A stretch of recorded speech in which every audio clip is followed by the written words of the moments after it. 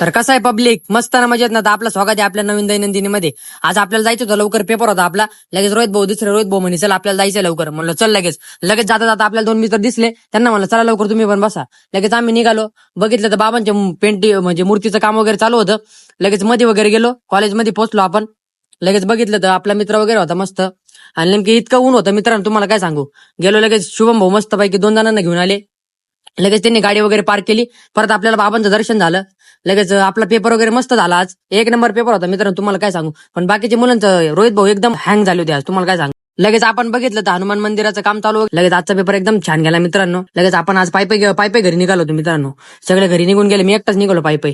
मग आपल्याला आज जायचं होतं, बहिणीचं चित्र वगैरे दिलं होतं आपण फोटोफ्रेमच्या तिथं. मग आपण गेलो कारखान्यावर गेलो.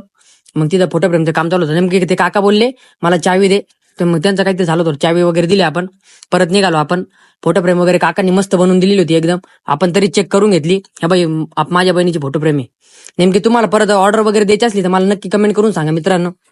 लगेच आपल्याला ऑफिसला जायचा टाइम झाला. आपण ऑफिसला वगैरे निघालो जायला. पोहोचलो वगैरे ऑफिसमध्ये, मस्त निवांत वातावरण एकदम. आज काय एवढं काम वगैरे नव्हतं, तरी आपण आपलं आपलं काम करून घेतलं मस्त.